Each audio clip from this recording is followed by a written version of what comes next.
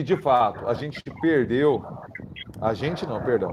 Jair Bolsonaro perdeu a eleição por uma berola. Jair Bolsonaro fez uso de artefatos constitucionais, como quebrar os impostos dos estados, como cortar, aumentar benefícios sociais na berola da urna. Ele usou o Estado como poucos ali para ser reeleito.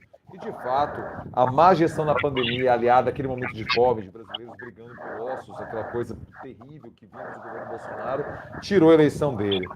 Agora, eu não posso negar, de forma muito sincera e franca perante você e nossa audiência, que, graças ao bom pai, Jair Bolsonaro é tão burro e politicamente, administrativamente inábil. Porque, velho, se ele fosse uma berola mais talentoso, teríamos um Orbán tropical. Teríamos o Chaves 2 do continente. Por quê? Porque o Brasil está completamente assim, excitadinho pela hipótese de uma quebra institucional. Infelizmente, o que 2013 legou, o que a Lava Jato legou, nos leva para uma sociedade completamente aberta e odienta perante a política, o que é um erro tremendo. A gente precisa de políticos para administrar conflitos que nós, cidadãos comuns, não temos tempo, nem cérebro, nem saco, nem estômago para isso. Jair Bolsonaro, um maloqueiro institucional, enquanto militar, enquanto político, enquanto cidadão, pescando lá na Baía da Reserva lá de Angra dos Reis, não podia pescar. Ele é um cidadão péssimo em qualquer sentido. Ainda bem que a burrice de Bolsonaro é um elemento, um dos elementos que salvou a democracia no Brasil.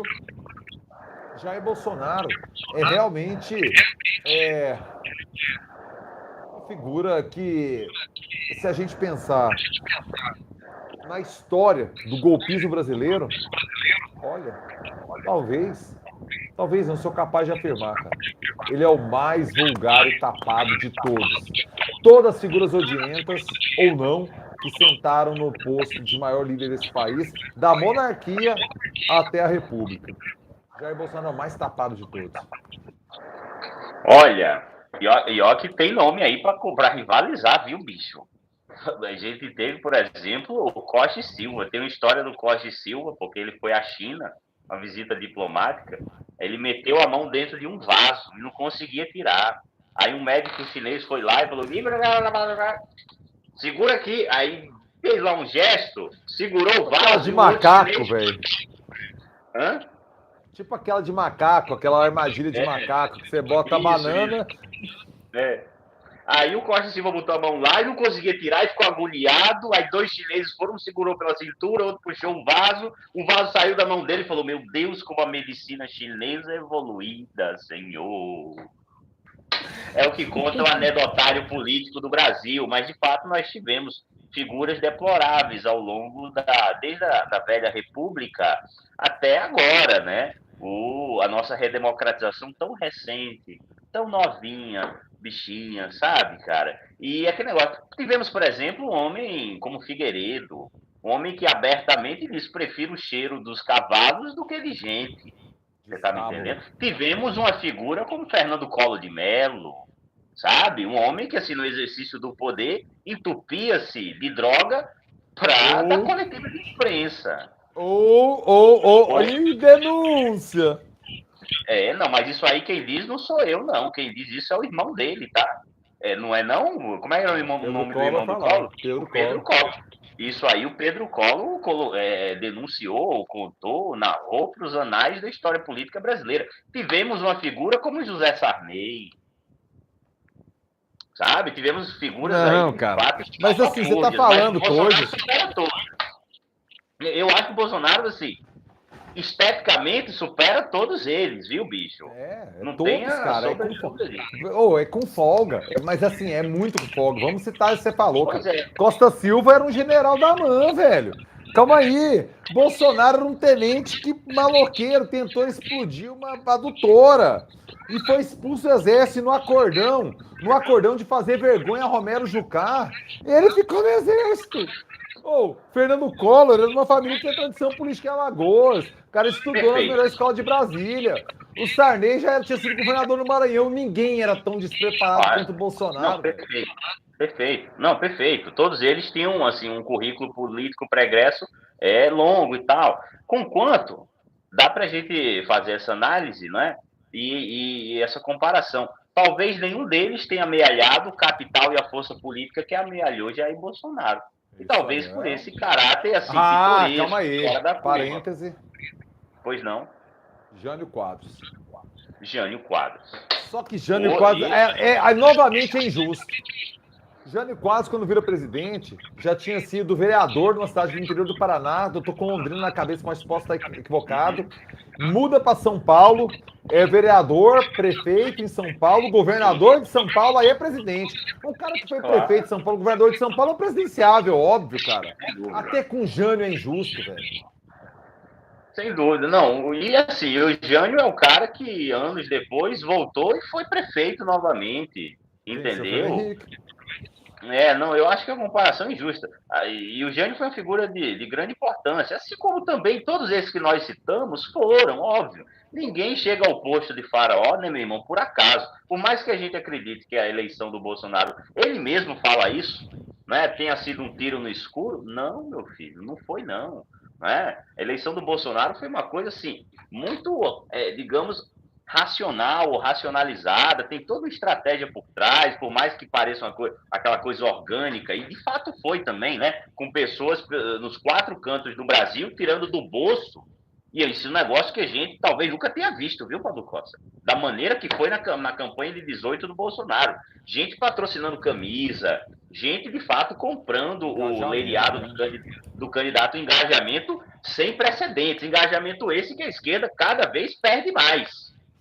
É o que disse o Mano Brown, né, bicho? Cadê? Porque vocês não estão na periferia, vocês esqueceram de dialogar, de conversar com o povo, etc. E esse canal de diálogo, a direita soube fazer de forma extraordinária. De forma extraordinária.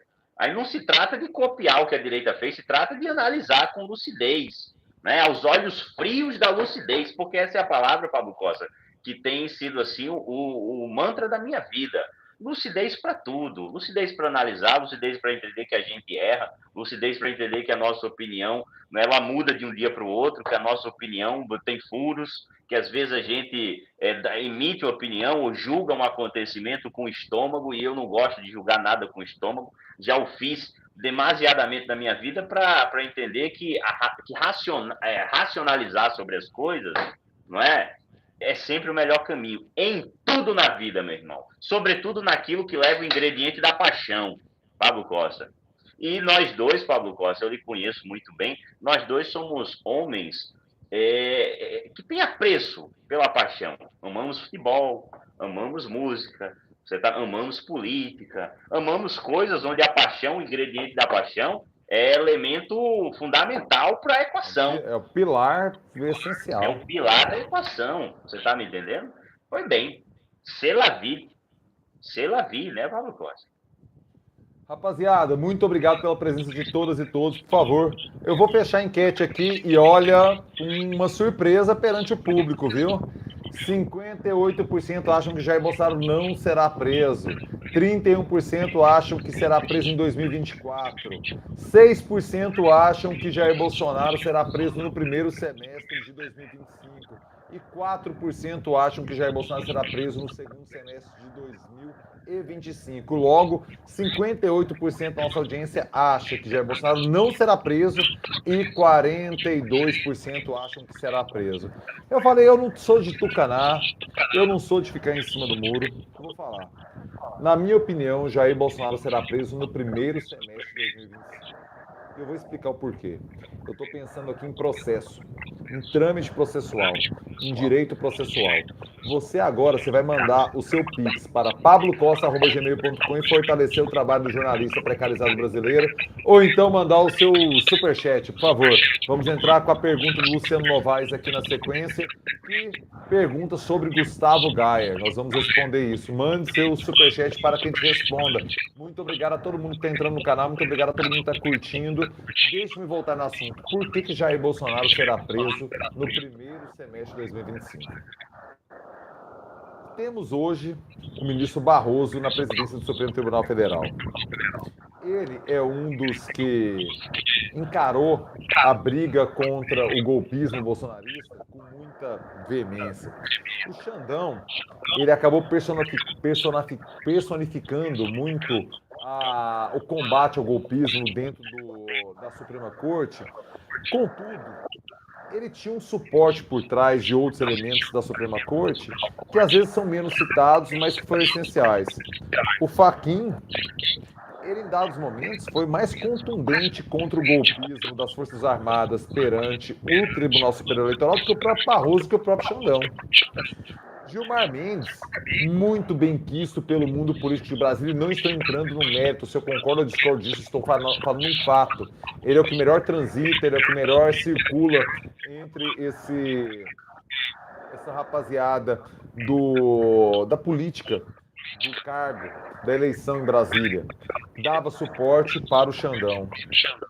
Carmen Lúcia, vindo com seu currículo de lavajatista convicta, deu muito suporte também a Alexandre de Moraes.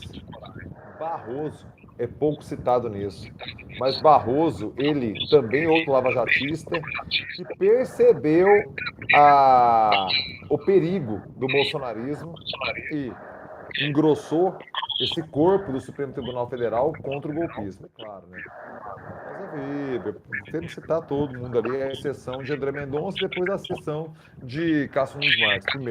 Primeiro Nunes Marques, depois André Mendonça. Temos ali um grupo muito convicto da democracia.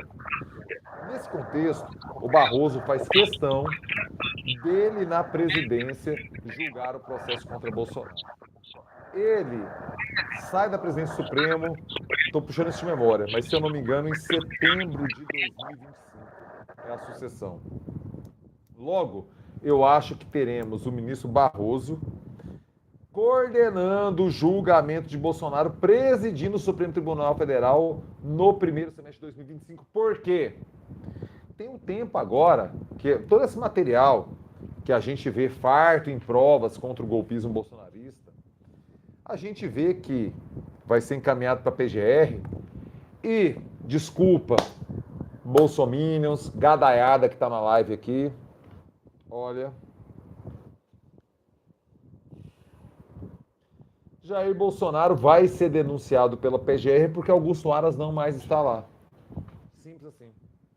Não tem mais aquele escudo institucional na PGR que era o Augusto Aras, agora nesse contexto. Logo, creio que o trabalho da PGR já está bem mastigado. A Polícia Federal já entregou as coisas bem encaminhadas para que a Polícia Federal, a PGR faça seu trabalho. Nesse sentido, creio que apresentando a denúncia no final desse ano, o julgamento se dará no primeiro semestre de 2025 e lá para maio ou junho veremos Jair Bolsonaro devidamente enjaulado. Não do jeito que o bolsonarismo gosta de tratar preso. Vai ser bem tratado, vai ser tratado com uma democracia. Não vai ter um Ustra para dar tapa na cara, para dar choque no saco, para arrancar a unha de Bolsonaro, como os calhordas, covardes, a ditadura militar fizeram perante adversários políticos, que não tiveram sequer a mínima chance de fazer a defesa da sua perspectiva num tribunal justo. Jair Bolsonaro teve essa chance, está tendo essa chance. Não vai tomar tapa na cara, não vai pro pau de arara, não vai tomar choque em chão molhado, vai encarar uma cana. Por quê? Criminoso, que aparentemente, de acordo com o que as investigações mostram no momento, a democracia precisa punir com veemência aqueles que atentam contra ela. Foi mal, gadaiada. Eu acho que Jair Bolsonaro está preso até 31 de julho de 2025. É só um chute. Olha, Costa, previsão contundente. Conquanto, eu concordo com tudo que você falou, quem de fato tenta sabotar a democracia tem que ter a sua devida paga, seja lá quem for. seja lá quem for. E se você acha que o Bolsonaro não tentou sabotar a democracia, não tentou golpe, não tentou nada, então, meu irmão, nós temos aí uma pleia de generais e almirantes mentindo, né? E eu acho isso pouco provável. Não é, Pablo Costa? Agora, às 10h17 da noite dessa sexta-feira. E, aliás, vou rapidamente pegar um cafezinho, volto em segundos.